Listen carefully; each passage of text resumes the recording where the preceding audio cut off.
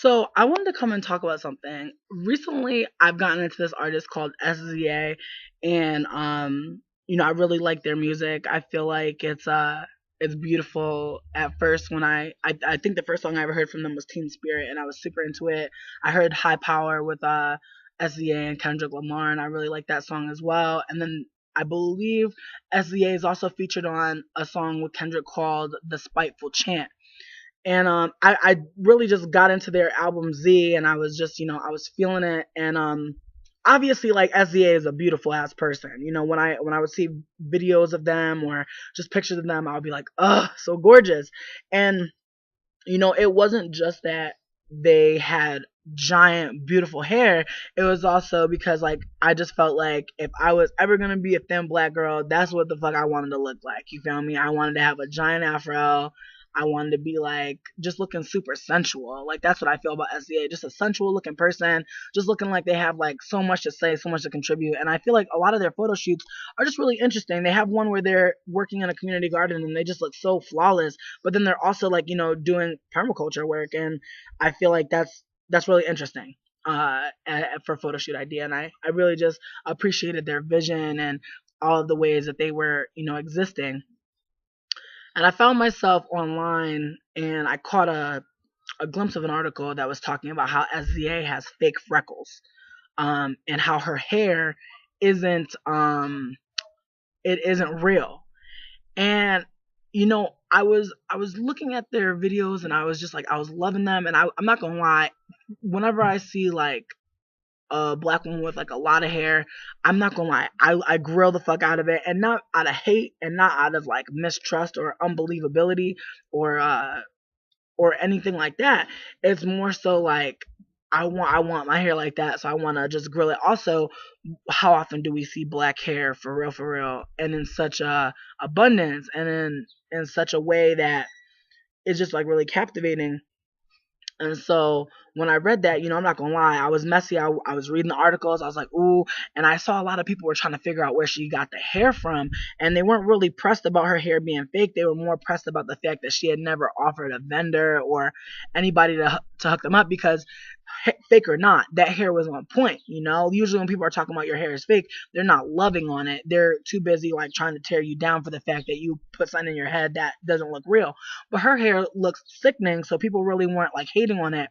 But then I noticed that people were really going in about her freckles not being real, and we're really just debating whether or not she was drawing them in, or whether or not you could see the freckles underneath pictures. And she posted about how she covered her freckles with makeup for a long time. And I think in ways, for me, like, I've always thought freckles were really cool and really cute. And I think like some people I know for sure who don't have freckles were like, oh, I wish I had freckles. And seeing her freckles were just like, really just like they were beautiful. She's an attractive person, but it's just like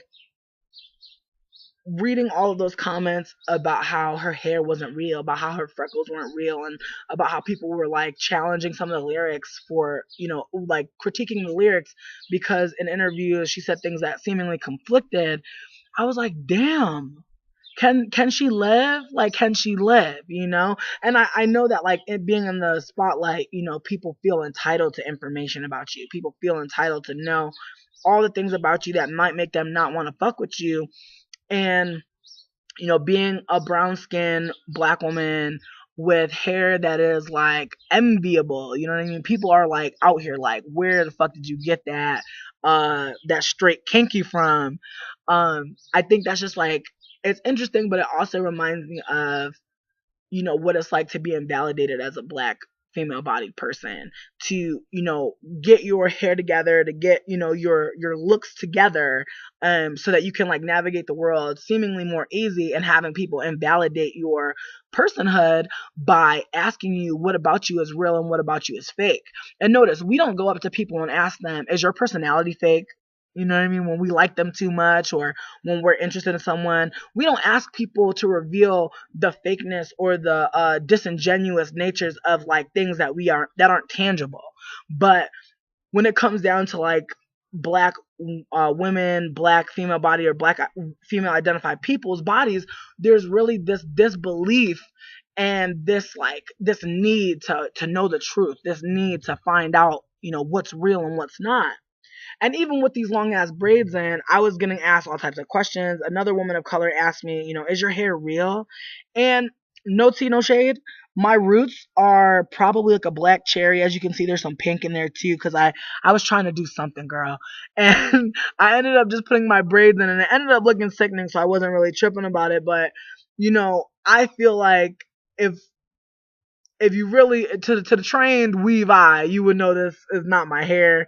But for people to still ask me, it just reminds me of when I wear wigs and stuff, and how no matter what I'm looking like, even if I feel like I'm looking sickening, there's still this level of alertness that I have, to where I'm constantly waiting for someone to bring up the fact that my hair is beautiful, and then, is it real, or is that all you, or where did you get your hair, automatically invalidating the fact that my hair could or could not be real.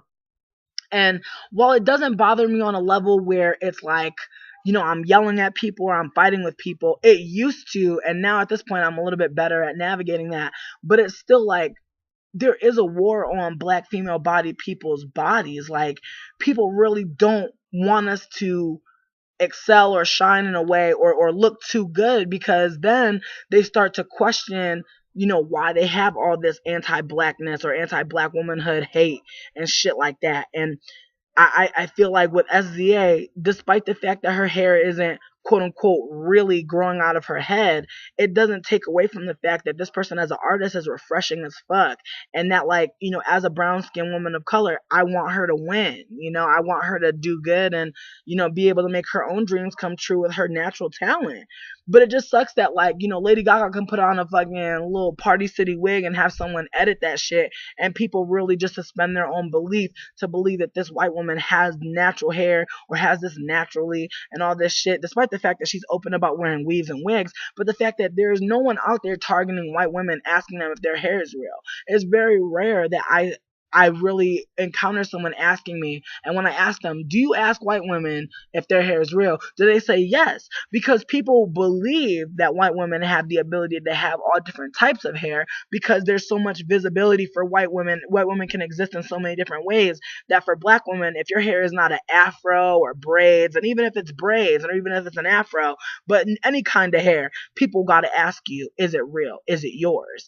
And I just feel like when that shit happens, it can be a really traumatic experience. It can be something that really fucks with you and makes you feel kind of like, damn, like, it kind of takes away the excitement of actually having that style, of actually looking that good. It's like people will tell me I look good, but then want to know, is that your real hair? As if to say, okay, you look good, but let me break down why you look good. As if like my existence can't just be. And I just feel like that's really what's happening with SZA as an artist. And I feel like there's a lot of slut shaming as well. At one point, Schoolboy Q said that she wasn't on tour with him because she likes to fuck too much. And I'm sitting here like, what does that have to do with anything? Like, don't you like to fuck too? And I just wonder, why so much hate, but I really don't, because this is a black woman who is, above averagely attractive, and people just don't want her to fucking live. And I think, like, even with Beyonce, like, I feel like Beyonce being like, at times seemingly white passing, at times seemingly like less black, more racially ambiguous, people really do let Beyonce live more so with her blonde straight weave, and they don't want to question it. But I feel like if Beyonce were to come out with hair similar to SZA, people would have something to say.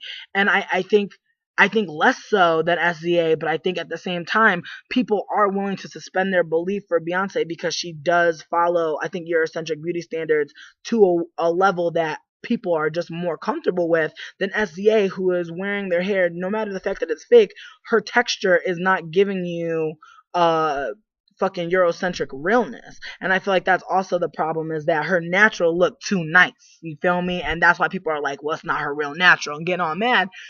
And obviously other critiques can be made about the fact that, this is the type of texture she chooses to put in her hair, over other textures, other textures that are like less acceptable in terms of natural hair.